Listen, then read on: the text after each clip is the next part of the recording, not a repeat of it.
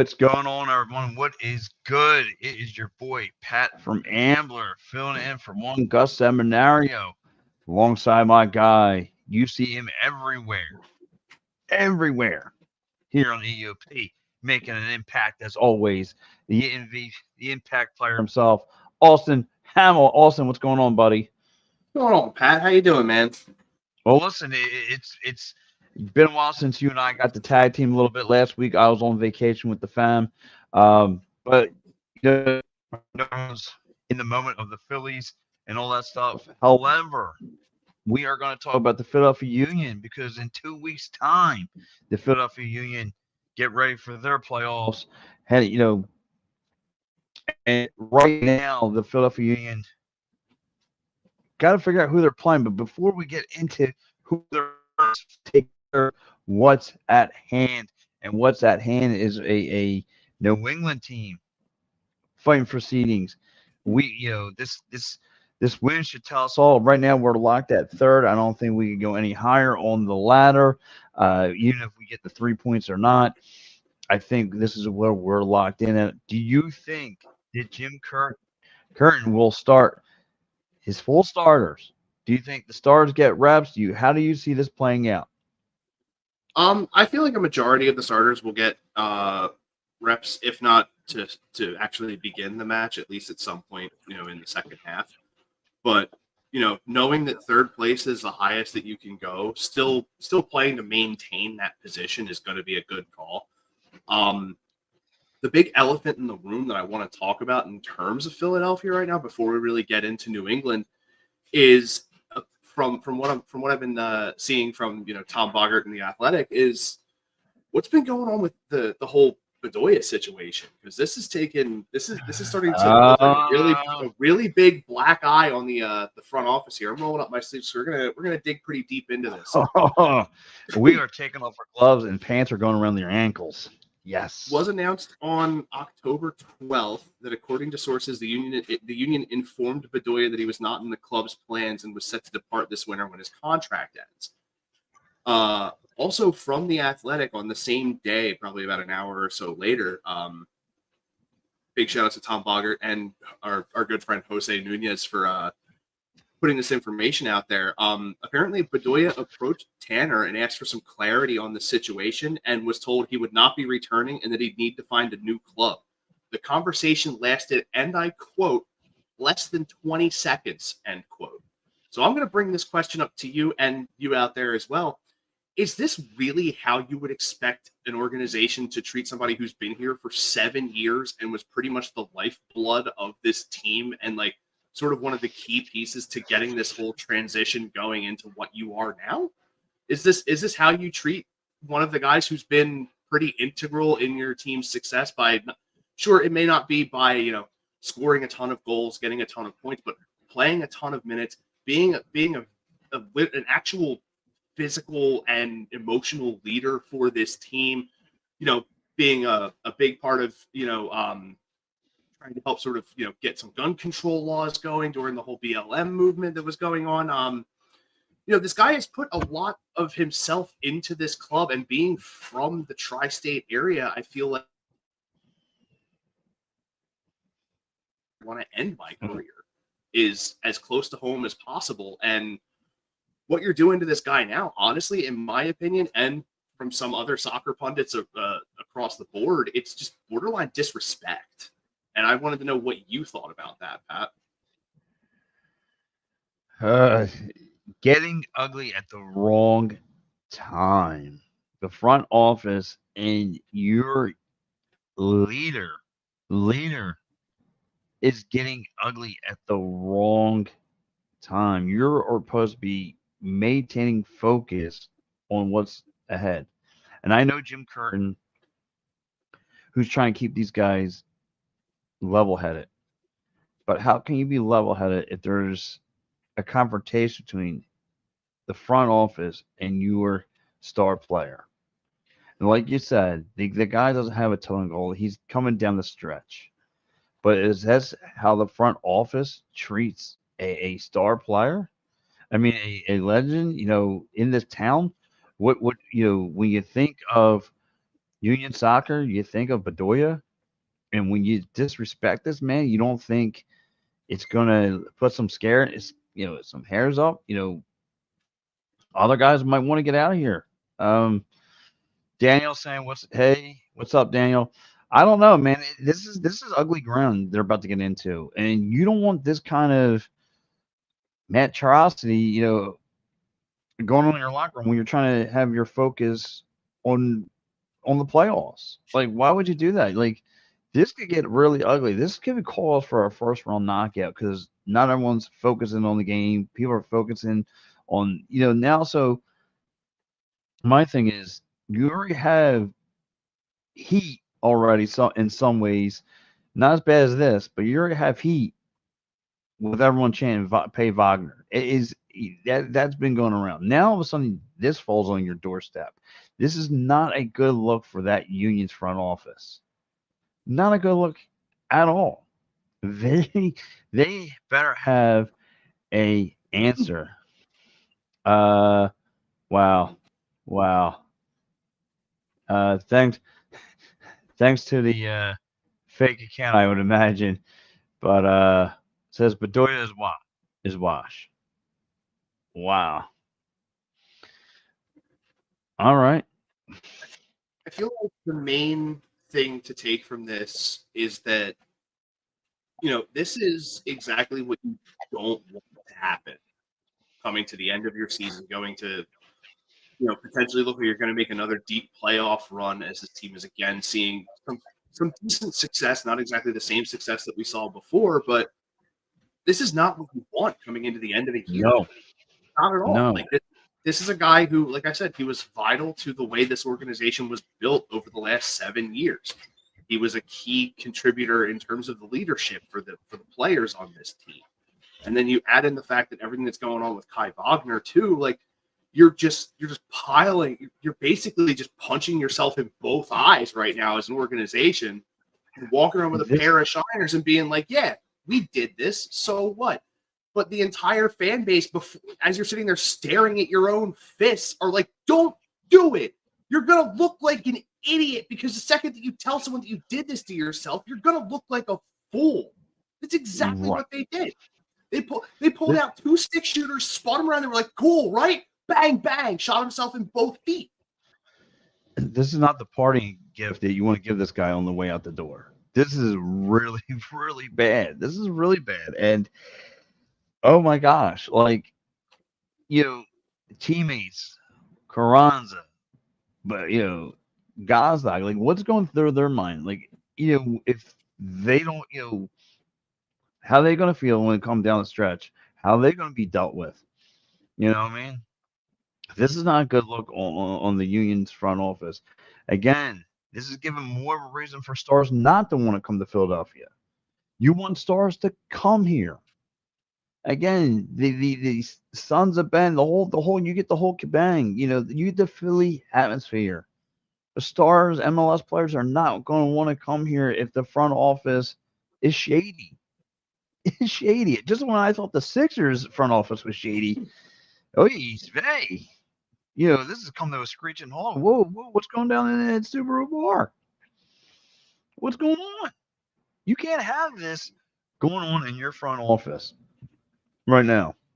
It is Right now, if anything, you're begging Bedoya for his best effort in leading this team to victory. He's been keeping this team at bay. I've interviewed this man. You've interviewed this man. We've talked to this man on several occasions. At the darkest moment in this last 6 weeks, this man's been keeping this Union team straight. He's been keeping them straight. Yeah. And you really have to think that, there's a strong possibility that this could really affect the mentality of this team because Bedoya knows that he's gone. Wagner knows that he's gone. And it may end up leaving these guys who may be going into the final year of their contracts next season wondering, well, what the hell is going to happen with me when that time comes around? Are they going to treat me the same way? Or will they actually finally do right by not only me, but the fan base and, at least make some sort of a concerted effort to keep me here? Because most of these guys, this has been their whole career is Mm-hmm. Philadelphia.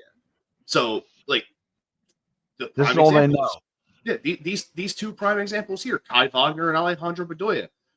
MLS is instituting a free agency period with this offseason. This is the first time that these guys are literally going to be able to go out and get a competitive offer from anywhere. And the fact that you didn't even, make a serious effort when seated at the table with them to try and get something at least above board for these guys to even, maybe consider, just is not a good look for your organization. You see No, the deals that have been made for some of these guys that came in this year, aside from Lionel Messi. Like Luciano Acosta got a big deal to come in. Gressel's set to make a big contract. Sam Surridge getting brought over here in the transfer window, playing for Nashville. Like, there's a lot of serious talent in this league that is getting paid their fair shake, and Philadelphia doesn't want to do that. It's becoming apparent. Like, Kai and Wagner that's should be paid as one of, if not the best left back in the league. We've been making mention of this all season long. And now that we know that, those talks fell apart, it's not happening. It makes you wonder what the thought process is for the Union front office and guys like Jay Sugarman and Ernst Tanner, which are people that we don't really get a lot of like time to really ask questions to, because of the fact that they have specified times when they do it, and we're usually only down there for the games. So right. we don't, us personally, we don't have the chance to talk with them like that. No. But it starts to So really make you wonder what their thought process is. Is there someone in the pipeline who could be just as good, if not better than those guys? But then there's going to come a time, oh, shoot, like these guys are like this guy, like say in a vacuum, totally hyperbolic, just pure hypothetical. We get a guy we bring up a guy from Union 2 that's better than Kai Wagner, right? right. It probably, who knows, right? Knock on wood. But then, he comes up on a 3-year deal with a vested option for a fourth. Option happens, he's in that final year. What's going to happen? Is it going to be the exact same thing that we saw Kai go through? Because if that's true, come this time 2026, are we going to be having that exact same conversation? And if we are, it's something. There's something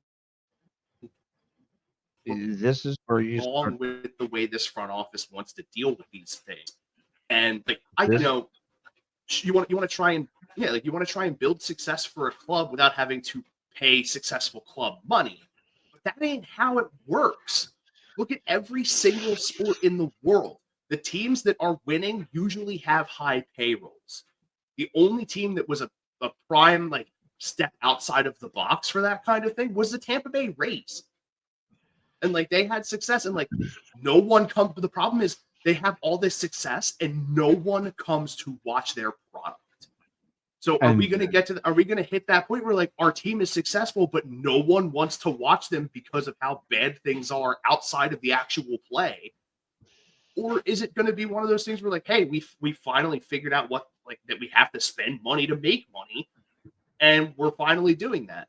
Because if it is, it's too little too late, in my opinion. You're already letting one of the best players in the league go in Kai Wagner. And losing him's big. Again, this is I don't want to be that guy, but I'm starting to believe this is Moneyball. And if I'm an athlete now, I look at the Union. If I'm stuck here with a contract, I'm going to bust my hump to audition for another club, to one of the higher elite clubs, or to a contender.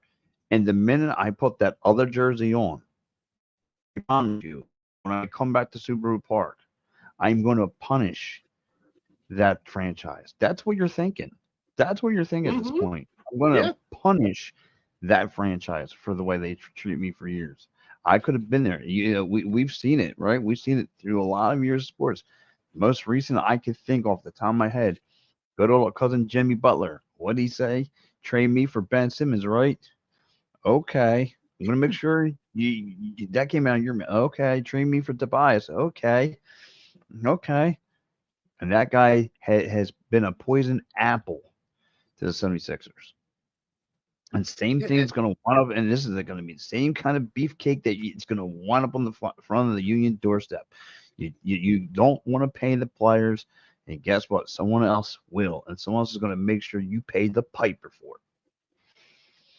and it just really sucks because the fact that we know how good these guys are, and seeing them leave, we know the kind of damage that they can do.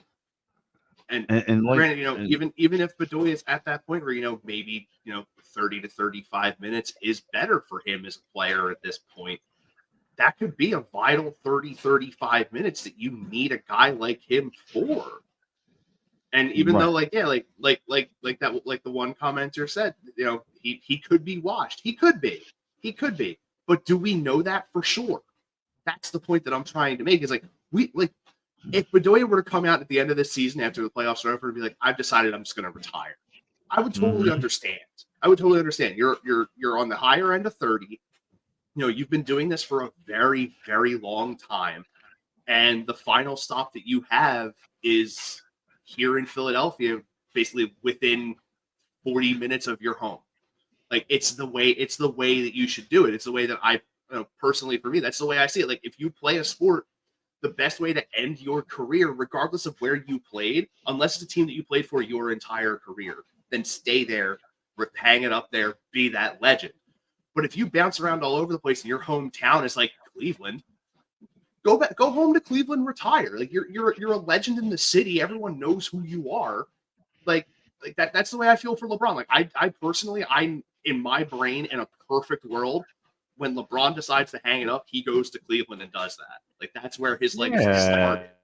So like, He owns that city. Well, same, but you look at, like I said, but when you have mismatched front office treatment, it's only going to make you look bad in the long run. You're if this is going to be a goodbye party for Bedoya, like I said, I would love to have been a fly.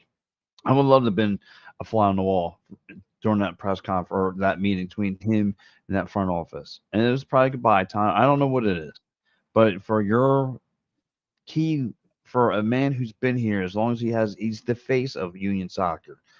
The man only have a 20-second conversation tells me a whole lot. It tells me a whole lot. When your key player has a 20-minute conversation with the front office and he's walking out not happy, oh no, not something. 20 minutes, 20 I mean, seconds. sorry, 20 seconds. Even worse. Like I can understand, a 20-minute sit down being like So, explaining the situation, explaining why he's not fitting into the plan for the following season and the seasons going forward. To literally just have that guy walk in and you basically, it's basically like that gif of Homer backing into the bushes, or like the memes of like him backing into the bushes, coming back out wearing a different hat kind of deal. To have it be like a bang bang type of thing of like he's in, he's out when it comes to that conversation is disrespectful. For yeah, a guy like, who's put in as much time as he has with this organization and has been a leader with this organization, you give him the respect that he has earned, not only from the time that he has put in playing the sport wherever he has played it, but just for the time that he's put in here. What he's done and for this city, for this club, he's earned at least that. He's earned at least the conversation of like, hey, here's the breakdown of everything. Here's the exact reasoning why. We really appreciate what you've done for us. But right now, 2024, we don't see you as a part of it. Instead, just be like, hey, yeah, that's true. Bye. right, and you Like can't even be even doing. even if it's like your third day there, you deserve more than that. Yes, and this is, like I said, it's going to collapse. And so, if it hasn't crossed his mind by now, he's probably just saying, you know what, I'm going to play my lights out against New England. I don't care if I get 15 minutes, 25 minutes, whatever, 15 seconds. The minute I touch the field, I'm going to do my best to audition for New England. I mean, listen, it's a road trip. I got to replace my line, and maybe I'll play them again in the playoffs for the first round, and maybe again you'll have a little series with New England. This is all the time in the world for Bedoya to really, if they don't, someone doesn't pick up, someone else will want, somebody will want his leadership in that locker room. Absolutely. And like I said, if you're looking for production from the man, don't look past it. But if you're looking for a guy trying to facilitate, maybe trying to get, be a voice in the locker room, Yeah, maybe be if a you're looking for motivator. like if you're looking for that secondary leader off of the bench, a guy that can like spot sub you maybe 30, 40 minutes if you need it, he's definitely your guy. He's an I like wonder, he's I wonder, he in my opinion is the soccer version of Wayne Simmons without all the fighting. He's an right, absolute heart and soul, leave it all out there kind of guy. And again, I'm just going to keep reiterating this: the fact that you didn't even give him enough, the fact that you only gave him 20 seconds, you, without actually doing so, spat in his face. let me ask Like you a question. Do you think the amount like he's if he gets the full 90 against New England this weekend, he'll cross over 2,000 minutes for the 7th consecutive year with the Philadelphia Union. So like this guy has put in the time. He has earned every single bit of what he's got. He's been an MLS All-Star. He's he helped the team win the Supporter Shield. He helped bring this team to the MLS Cup final. And even before that, he was one of the key cornerstone pieces of this team's structure. So right? to literally look this guy in the eye and be like, and that's it? No, I can't. I can't let that sit with me. I can't. As much as we bash him, as much as we have over the tail end of this season, I can't let that slide. You really can't. With everything that he has done, it's just it leaves a really bad taste in my mouth, and it makes me feel a certain type of way. Like that would be And like in 5 years we decide to restructure Bryce Harper's contract, right? Just again, speaking hypothetically here. right. We decide to restructure his contract, say 2027 is now the final year of his deal. There have been some talks, hasn't really gone the way either side's really wanted, but then you go, we're going to discuss it with you at the end of the season. End of the season comes, he walks into Dave Dombrowski's office or whoever is running that part of the team at that time, and goes, "Hey, wanted to talk about something that I had heard that I didn't hear directly from you because Bedoya did not hear it directly from them at first. He heard it through a report first, and then went, what? Went to them." Like, imagine Bryce Harper going to Dave Dombrowski and being like, "Dude, I heard you guys aren't going to re-sign me next year," and Dombrowski goes, "Nah, we're not. See ya." Like wow, after everything that the guy's done to do that, like you pick any player on any team in this city that has done what Bedoya has done in terms of just strictly in terms of leadership, not even in terms of statistics, and do that to them, this entire city would be burning your organization down verbally. that's where I go again. I wonder how much behind closed doors was Jim Curtin involved in this conversation, and I'm pretty sure he has his hands dirty in it. No, Nobody's that's so it's Tanner and Sugarman. really. Tanner's the head of football ops. Sugarman's the leader, the lead ownership guy, and that's who it comes down to. It comes down to their final call. Like Jim can put his input in on it, but all they're going to do is go, "Okay, thank you for your insight," and then make their final call. Wow. So That's why instead of Bedoya going to Curtin to discuss it, he went straight to Ernst Tanner, the director of football operation. wow. He went to his office and was in and out in 20 seconds. Like, Wow. how do you do that? How do you do No, that? it's so again, this is a bad look on the organization that look the mess is on the ground. This is a call in aisle 3, and here comes Jim Curtin with the mop. And he's got to try to clean up. He's got to stay Bro, face. He's got to. because the fact that we pre-recorded our episode last week, my blood has been at a steady rolling boil since the 12th when this news broke. I was at work. I went on my lunch, and I'm sitting there. I'm like just outside, just people are walking by, and I just out loud, I'm just like, "What?" Like, people like look at me, and I'm just staring at my phone. I'm like, "How do you do this?" Like, just losing my mind out in public because I know I was like, if our show was tonight, I would have popped off so hard about this, and now I finally get the chance to do it. It's disrespectful. You don't treat nobody like that, especially someone who's been in your organization for damn near 8 years. It's absolutely So disrespectful. he's been There's a here horrible a look on this decade. organization. And yeah, like you put almost 10 years of your life into this team, and all they give you is like a hey, see ya. Wow. And so again, he's probably gonna get this. I want to play the best game ever, whether it's 15 seconds or 15 minutes. I'm going to put something on there. I'm going to put a clinic on. So I imagine he's not going to be in the starting lineup come Saturday night.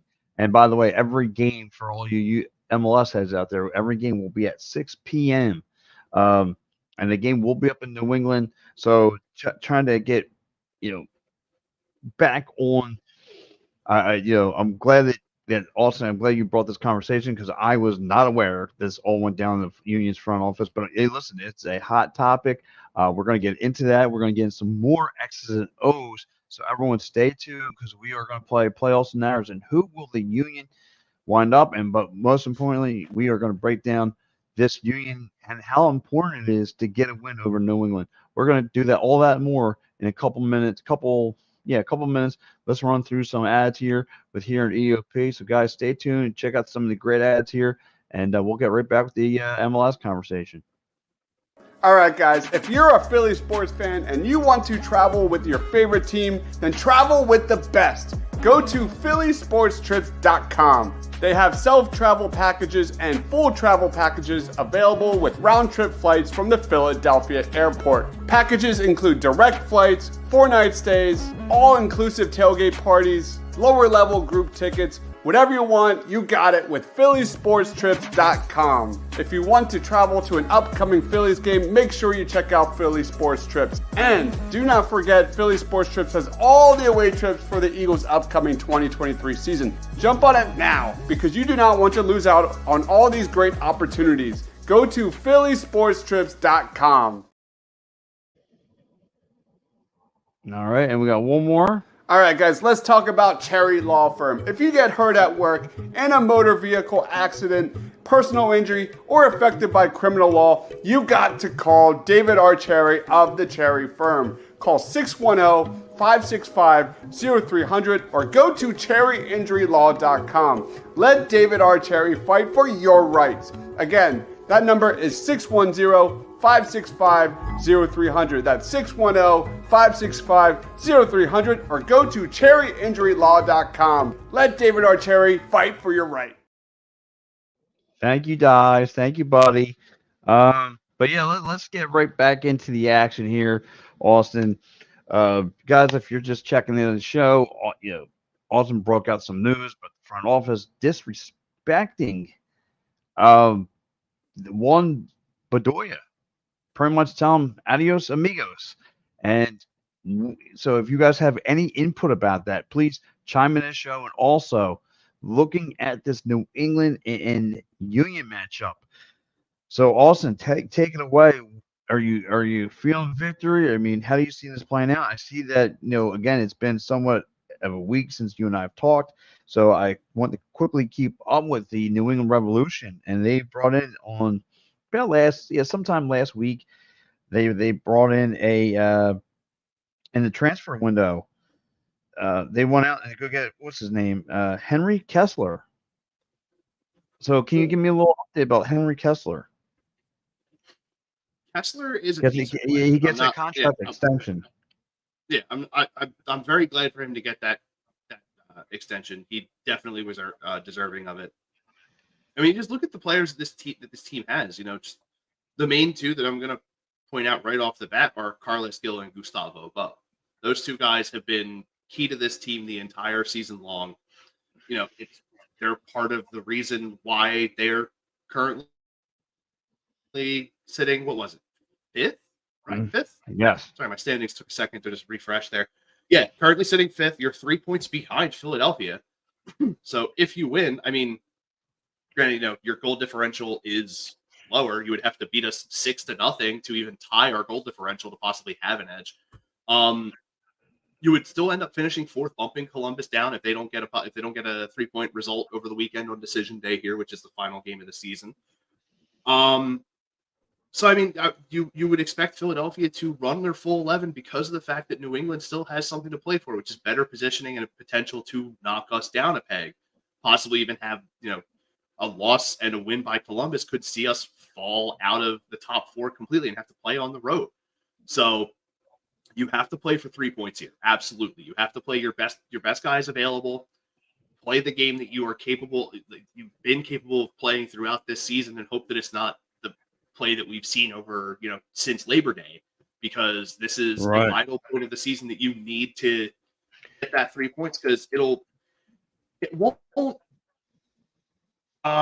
the heck is the word I'm looking for? Oh my goodness. Well, here goes one thing. It's only going to hurt you if you pull a draw. It's only going to hurt you Right. even worse if you lose. So you have to win. You have to. Because, like I said, if New England wins, Columbus wins, they're at 58 and 58 points. No, 55 and 57. So that would still technically put Columbus below us at 1 point, thankfully. But you're Right. literally going to get by the skin of your teeth. And to go from being, 1A in the league last season to just barely getting out of road playoff games, it's not a good look. I'm going to use that term a lot already tonight. Not a good look. Because a lot of things that are going on right now with this club they're not good looks. Like the whole Bedoya knock, all the injuries hampering us early on in the season, all the extra games that we had to play leading to all the fatigue that you're seeing now, to even just like I was saying, from Labor Day, only getting 1 win in 7. Nothing has been great. Nothing has been exactly like what we were hoping it would have been. Like personally, I was hoping that all of a sudden we would have had a tail end of the season like we did last year, where we just, couldn't score less than 4 goals and just exploded on everybody. Because if the tables were turned and we won out, it would have come down to decision day to determine supporter shield, which is crazy to think about because of how far Cincinnati was ahead at that point coming into Labor Day week. No, that's crazy. The one good thing is, though, they're going to get Leon Flack back. It looks like he rejoined with the team in training, so you have that going for you. You do not have Jose Martinez because of he's suspended for a game, so that's not a good look. Look who's checked into the program. Our man Muffler Mike. What's up, Muffler Mike? He goes, "Good evening, gents. Best of luck to the Union." Well, they're going to need it, Muffler Mike. Right now, they got a bunch of front office issues that are going on with a top veteran player, the face of the Union, and the front office not getting along. You have, again, the Union have to play their best soccer moving forward, and they have to come out on top. There's no ifs, ands, or buts. So that's what they need to do. And, of course, if you could pounce on New England, I don't know who you would get from there. You probably, like I said, you have a good shot. Probably you're going to face New England. You have a good shot of facing Atlanta. That's who I think the team's going to wind up with. Or you have them facing against Nashville. So you have a possibility at one of those 3 teams. And I was here last week. As I stated, if you guys are just checking in the show, you can call me nuts and crazy, but I am terrified of Atlanta. Terrified with the way this front office is now, and they play against that deadly Atlanta, with Atlanta having 2 star offensive players. Yeah, this could be a bad day at the office. This could call for a first round knockout, and so that's what I believe. And, especially if this front office can't figure it out, can't get it together, you are going to have problems. The front office is going to have problems. So, you, my friend, but yeah, are crazy. Why? How am I crazy? Because we had this discussion last week, my dude. You're worried about Atlanta when there's plenty of other teams that we could have to worry about. We could have had to worry about. I mean, hypothetically speaking, we could have had to worry about Miami. which would have been way worse if you really think about it. Good point. Good point. But right now, out of the three, I don't want to play my Atlanta. I'd rather play Nashville. I'd rather play going off the data that I've been given. Again, this is where you would I rather find my play argument with you you would rather across play last against Mukhtar and Surridge than yes, Gill and because Bo? they Really? because I've seen the Union take care of them twice already, and a beatdown, mind you. Atlanta though has a guy who leads the league in assists, and they have another guy who's like top three offensive player. And with us who can't find the nets most of the time, and we have nothing but a bunch of facilitator, we only rely on Carranza. And I get it. You said last week we got Ua, who has been, up till recently, he's been on the back of a milk carton, and we have McGlynn. McGlynn can only pass, and I want to, I need to see more consistent playmaking from this team, more consistent goals. Guys who are leading the score charts, they don't have that. They have one guy named Gazak, and the only way he gets goals is if they're penalty shots. You're not going to get penalty shots all the time. I mean, Philadelphia has one win and one draw against Nashville, one draw and one loss against Atlanta. That loss was on the road to Atlanta. Yes, and you're going to go down the road. So, for one game out of three. Yes, and you still so it's going to be an even swap, and then it's not an even swap. You get two. No, you get one. Yes, right. Yeah, well, that's still, the three. You have the home field. Yes, we're better at home. We're better at home than we are on the road, my dude. So getting the advantage of having the two at home is good. They get one game at home. Pat is a best of three. Yes, we but get two if you give that team any momentum. Look, do you think Arizona's going to come back in this series because they won their first game at home against the Phillies? Answer me honestly. Exactly. No. So why worry about it with this? Well, hold on. Let me hold on. A little bit more coffee, please. Like Gus said last week, dude, take your MLB glasses off, my guy. Yes, they are off. They are dropped. Okay. Yeah, there's a lot to worry about with Atlanta. Again, Gus is telling me, we got a good defense. Great. Who's going to shoot the ball on offense? We don't have that. We do not have an offense of. They got two guys who can be troublesome.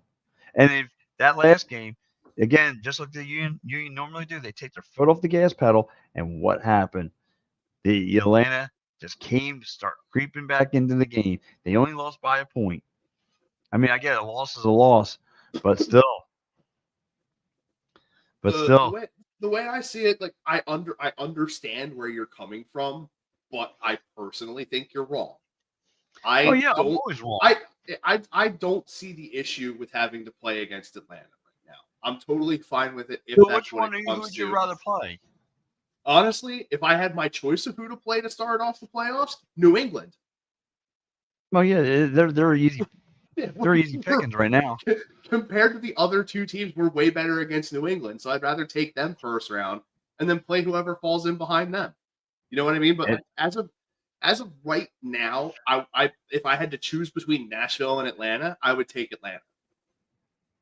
The amount of work that you had to put in just to contain Mukhtar for 90 minutes in that final home game that I was at, it was a lot of work.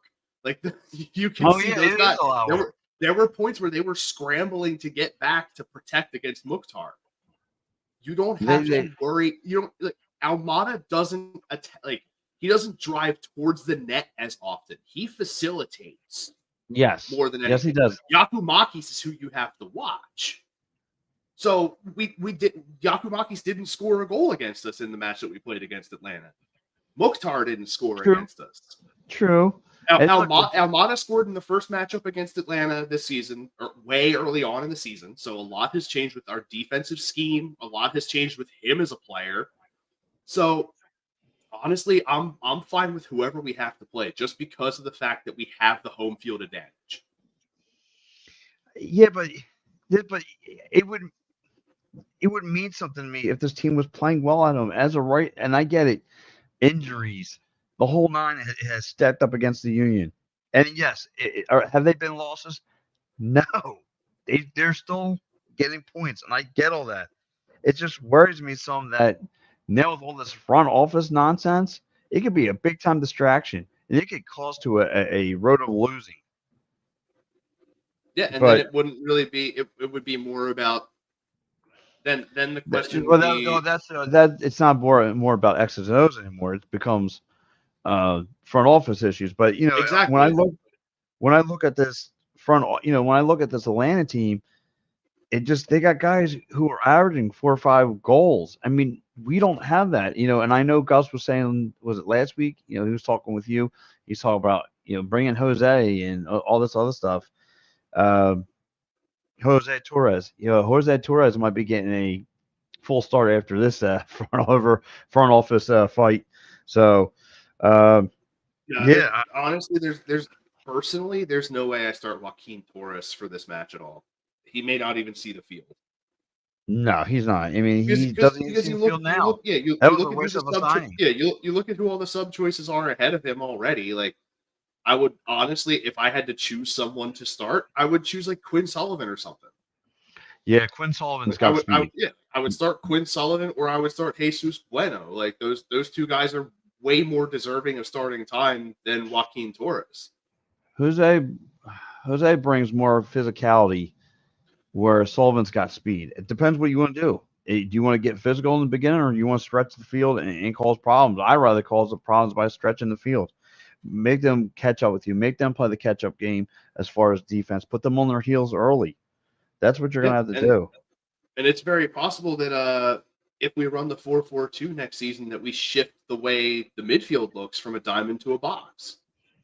Mm-hmm. Because you have that offensive capability with Quinn Sullivan or Jack McGlynn, whoever you want to choose between those two to pair along with Gazdag as an attacking midfielder, and then you play two defensive mids. Right, and I listen. After what I've learned, one thing I've learned about this whole MLB playoffs, just like my man Al said, clean the sheet because Yeah, dude, it's a whole new nobody's safe. Playoff starts nobody. ain't nobody safe. Nobody clean it. It's all the records and all that stuff. Regular season, get ready for a whole nother animal. Get ready. Playoff start, Pat. Your record is this, man. And Yes. You are. It's clean. It's fresh. It's now. Who's got the hunger? back at goose eggs, my dude. Let's go. Let's go. So yeah, and it could. There's always the strong possibility that one of those wild card teams just needed a foot in the door. Like listen, you could go looking to the quarterfinal of the Eastern Conference side. 1 and 2 may not even be there. Like it's a very strong possibility that we get down to the final 4 teams from this conference side. mm-hmm. We don't have the top 2 seeds. It's very possible. You never know. No, so let's take a look at the schedule up at hand that could possibly help the Union or backfire. So, coming up Saturday, you have Charlotte and Miami, which that game doesn't really matter. Where is, matter of fact, I gotta see where Charlotte's at in the standings. Is 12. it going to help? I mean, if they win and Chicago, New York, DC, and Montreal don't win at all, they jump in. Yeah, because the difference between 8th and 12th is 1 point. Yes. Here we go. Here goes some more Western Conference. But yeah, they definitely got a opportunity here to get their foot in the door in playoff mode. Charlotte and Atlanta. Depends what Charlotte wants to do. If Charlotte's taking a break. Didn't you just say Miami's playing Charlotte? No, Miami's playing Charlotte. I'm sorry. Cincinnati and Atlanta. I'm sorry. Cincinnati and Atlanta. Oh, dude. I think that'll probably end up being a draw. Like I feel like Cincinnati wants to do. I think Cincinnati's going to be benching. Yeah, I feel having subs in there. I mean, Atlanta could try and climb up. They could try and jump a spot if they get the win, and if Atlanta wins and New England loses, they move up to 5. So they would play Columbus, and then New England would probably play us, depending on what happens with Nashville. So I mean, well, luckily for Columbus, at home against Montreal. Oh yeah, Columbus has got that wrapped up. Yeah. Here goes. I just want you to understand something. Montreal is sitting in 8th place right now in the Eastern Conference with a goal differential of -15. Yeah, they're out. Yeah. That's the best way to sum it up. Yeah, they're out. NYC take on Chicago. NYC is home. Chicago needs this win. I'm gonna take Chicago here. Nashville Yeah. at home. Yeah, you're gonna go. You're Yeah. gonna agree with me. I like Chicago going on the road, beating NYCFC and getting At City Field. getting the potential for sneaking their way into the playoffs. Yes.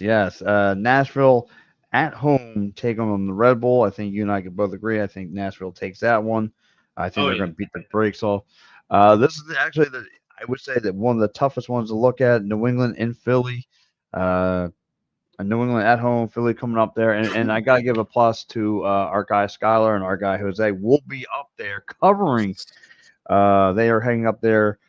To cover the matchup. So good luck to those guys. Make sure you're tuned into at AAT Sports on yes, on X. Yes, and give Scholar a follow as well. He does a great job covering the team. Give both those guys a follow. Give AAT Sports a follow. They're a bunch of great guys, big friends of the pod.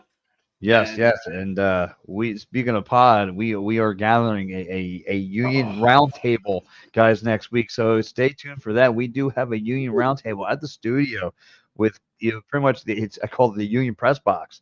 Yeah, essentially. Pretty much.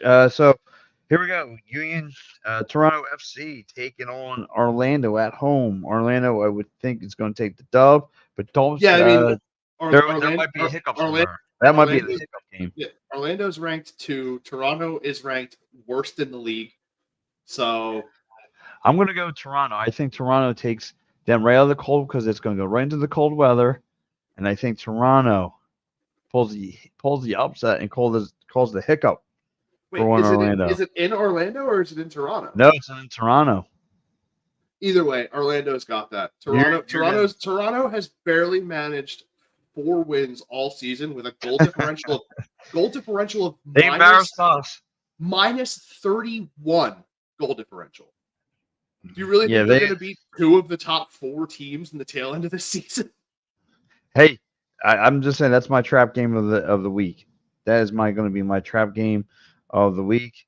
Heading down the schedule, you have Colorado and Salt Lake City. Colorado and Salt Lake. Salt Lake City has something to play for. They're in the 5th seed. A win could propel them into 3rd if Seattle and Houston do nothing. Colorado is at the basement. Dead last in the conference. Yeah, they're not going anywhere. -27. All right. Yeah, Real Salt Lake's the short shot for that one. Yeah. You have Kansas City and Minnesota, 2 teams that mean hold on. A win for either one of those clubs could see them potentially eke their way into the playoffs. Into the wild card. Yeah, they could get into a wild card spot, either one. That might be actually a exciting matchup to watch. 2 points separate the 10th and 11th place team from potentially jumping up to 7. Wow. You have Toronto. I mean, not Toronto. You have Portland welcoming Houston. That's going to be a good one. That's number 4 against number 7. And Portland's hosting, you said? Portland is hosting it. I like Portland in that. Their crowd gets really into it. They get a lot of energy from that crowd out there, man. Dude, Oregon, when it comes to sports, bro, they go hard, bro. Like there's not many left up there. Yeah, it's a shame. All you really get is what the Blazers. Yeah, and then a couple colleges. That's it. You don't have much. Not much at all. Okay, next one. You have San Jose and Austin, Texas. San Jose. after the year that FC Austin had last year, to be sitting 12 right now is kind of sad, isn't it? Yeah, they're Even surprising. even if They even if plummet. even if Austin FC wins, they don't make the playoffs. I Wow. would I love to see them play spoiler over San Jose? Absolutely. I just don't think they do it. I think San No. Jose makes a last minute attempt to try and jump into not having to play that play in game. Right, right. Um, this one, I think if St. Louis had a little bit more to play for, St. Louis versus Seattle, 1-3, Who's the home side? and that would be going to St. Louis. Yeah, St. Louis. I think St. Louis has only lost like one or two at home this entire season. I don't see them doing it to wrap up their entire schedule. Really? Yeah, they've been really strong at home, dude. Wow. And of course, the last one, LAFC host, or no, Vancouver hosting LAFC. It's another one. If Vancouver needs it more. yeah, if Vancouver wins and the other teams hold pat above them, Vancouver jumps up to hosting a playoff game. Wow. Wow. And of course, we are going to say the best for last. We're going to go right back to it again. Guys, for you guys checking in, the Union take on New England Revolution up in New England. The Revs. The Revs. Austin, the Union, I think, have to come out, like you said, 3 points. I think it's going to be a 2-1 win Union. I feel I like think if with you, all of this, yeah, all the mess that's going in that locker room, I I feel like think with everything, yeah, with everything that's going on, if you don't win emphatically, then you've lost. Honestly, I feel like if you don't win by two or more in terms of your morale, you'll have lost this game because right? this is Maybe because of the fact that there are other teams that could potentially tie with you, and then it would come to goal differential for where you finish. right. You need to leave nothing to chance. You need to go out there. You need to absolutely dominate every aspect of this game. You've played New England enough this year to know how they're going to play. You've played them a few times outside of regular season play and tournament play. So you've faced them enough to know what their style is, what their mentality is, how they want to attack, how they want to defend. This Yeah, club has blown apart since the beginning of the season. Losing Matt Turner, bringing in another keeper, Bruce Arena just being gone now. Like he decided to step down because of some nonsense that he got caught up in. This other goalkeeper leaving in the summer transfer window. Like this team imploded and is still yes, holding on to a playoff position. Like if you don't, like I said, if you don't win, you've lost. Like this team is a shell of what it was in the offseason. Like everyone was like, Matt Turner's going to be incredible for New England. This team's going to go places. Bruce Arena's the coach. They're both gone. They've both been gone. Matt Turner's been gone since before the season started. Bruce Arena left right during that summer transfer window because of everything that was going on. Like this team dismantled so heavily, I thought it was a Megazord. Like I thought it was a Megazord how quickly it dismantled, bro. and I thought for sure that this team. It's amazing, like they're still hanging around for this because they packed it in like 2 months ago. But it is what it is. But also, so is there anyone on that New England team that you kind of worry about? You're like, are you just feeling, what? I think the mentality is going to be with all, like I said, we talked about all the mess in that front office in the early part of the show. But I think the team is going to say, you know what, let's play for each other. Let's play for Bedoya. We know there's a lot of nonsense. Look, we could, whatever happens in the offseason, but let's try to win this together, guys. Let's try to play as a team. And I think that's going to be the mindset heading into Boston coming up here Saturday. Yeah, I'm gonna give you three different things. I'm gonna give you my matchup to watch, a player to look out for on both sides of on both teams, and then my prediction. So Okay. the matchup to watch is going to be the Union defense against Carlos Gil and Gustavo. Like those two guys are the key pieces to their offense seeing any success. If we can shut them down, they don't have a chance.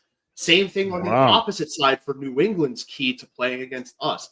You have to contain Carranza, Ua, and Gazdan. If you can't contain all three of them, or even a pair of them to make one of them have to shoulder the load, it's going to be a long 90 minutes. Player to watch on both sides, I'm going to give you 2 for each side. Obviously, the 2 that I talked about with New England, Gustavo Bo, Carlos Gil, those guys are key to this team's offensive success, key to rallying this team around and getting the attack going very strong. And if you can shut them down, it's going to be really tough for them to be able to regroup and regather and get into this match. For Philadelphia, the 2 people that I want to see really get going this game, I need to see more from McGlynn if he's going to start. I love what he's been doing with the service off of free kicks. Even when he was taking over those spots for when Wagner was out, his left foot's getting better. He's way better with service off of his right, in my opinion. You can hit me up whatever platform you want to talk to me about it. I'll show you a couple of clips of where I thought his right-footed service was better than his left foot. You can send me some yourself, and if I'm wrong, I'll agree with you, and I will apologize publicly on the next episode next week. But Jack McGlynn, and I bring him up at least twice a month, and this is my second time this month. I need a goal from Ua on Saturday. We need one, at least one from him. He hasn't had the pace he hasn't had the pace in the tail end of the season because of how much he's played. So I'm 100% okay with him only playing like a small portion of this this match. But you want to get him at least feeling that scoring touch going into playoffs, because it's going to be vital to have all 3 of Carranza, Ua, and Gazdag getting that feel and being capable of finding the back of the net coming into playoff time. But the big one for me is going to be the one who's been underperforming this season in Mikhail Ua. Before I give my prediction, I do want to throw this out there really quick. If you do follow Jose Nunez on X, good friend of the show again, he did just put out not too long ago a full sit-down conversation with Julian Carranza. I'm going to be watching it after the show. I'll put my thoughts out there about it after the fact. It's all in Spanish, and he has the captions for the translation to English underneath. It looks like it's a really good conversation between the two. The Argentinian national Carranza. A lot of things going on in the locker room. Probably going to get his thought on a few of the things. Wondering how he feels he's been going along this season. But I digress. My prediction for this match: Philadelphia needs to win by at least 2. Like I said, I have them winning 3-0. Wow. I have them shutting New England down, putting a pin in this regular season on a positive note. The most complete performance that we've seen since Labor Day. And like I said, if you don't win by 2, you're going to feel, in terms of morale, you're going to feel like you lost, because it's such a big point in time where every single game that you've played, a win was necessary and you didn't get them. This is the most necessary point of the year to get a win, where you're sitting with the differential in points between you and teams under you. A win keeps you comfortable in 3rd. You can't go any higher than that. So just fight for 3rd. Fight. If you are not fighting, you're flailing. And do not flail. Please, God, do not let this team start to flail, because it will look really bad. I totally agree. So my final prediction, I believe that New England will be pulling out of this game early. They have nothing to play for. They have nowhere to go. They could care less whether they play us, they play Columbus. They could care less whether they play Orlando. They'd probably much rather face Orlando than come into Subaru Park. They might want to go somewhere they want to adapt to be warm. Who knows? However, and I think like I said, despite all the front office, especially what just happened and what just transpired, gives more of a reason that this team will come together, get their act together. Now that, and again, I've had this conversation with Bedoya. Has the injuries in this gone on like schedule wore this team out? Of course it has. He admitted. He said it's been daunting. But now with the team having a little bit of a break, getting some pieces back, like Flock. And again, don't just rely on Carranza to get the goals. Get some kind of contributions, like you said. Get his feet dirty. Get a little bit more Carranza going. You know what I mean? Get some other help out there. That's all I want to see. I want to see some help come out. Maybe Wagner set somebody up in a 2-piece. Get the big dog himself, Big Daddy Cool, Glesnes going. Maybe he gets somebody from the defensive side, to find the back of the net. They need help on all sides of the ball, and I think by somewhere halfway through the game, I think New England's just going to pack it in. You know what? We'll just get ready for next week. We'll give our best punch for next week if we decide to do that. So yeah, I think that it's going to be a 2-1 win Union. So I'll stick to my guns on that. But look, guys, I want to say thank you guys so much. Next week, we get ready for the Union Roundtable. It's going to be loaded with all the Union. I was going to totally go Pat Bernard, PM and the AM show, but I bit my tongue. We are going to have a loaded. Excuse me. Can't even get the words out. We're going to have a loaded roundtable with the Union Press Box. You're going to not want to miss it. We're going to have Skylar in the house. We're going to have Mike Pareba. We're going to have Jose Nunez. We're going to have everybody involved. So, guys, stay tuned. We're going to have an action-packed next week Union Roundtable down at the studio. So, guys, stay tuned. We have more action. Catch me right after this doing a Flyers post-game show. Guys, I'll catch you later. And by the way, Flyers looking good right now. So anyway, guys, right now, baby, let's go. Let's go, guys. Enjoy the rest of your night. Enjoy the rest of these great sponsors. And go Union. Love yous. All right, guys, it's time to talk about Sherry's Tickets. Sherry'sTickets.com is easy to use and has no hidden fees. The price you see is the price you pay. Pay less and play more with Sherry'sTickets.com. Save even more by using the exclusive promo code EOP10. That's EOP10. Do not pay hidden fees and save 10%. Why use any other ticket reseller and get those hard-to-come-by tickets to the big game? If you need a more personal touch, give them a call at 610-494-5050. That's 610-494-5050. Sherry'sTickets.com also has great theater and concert tickets that are hard to get your hands on. Remember, do not overpay and save with the best at Sherry'sTickets.com. Save 10% using the promo code EOP10. That's EOP10. You'll thank us later. Sherry'sTickets.com. All right.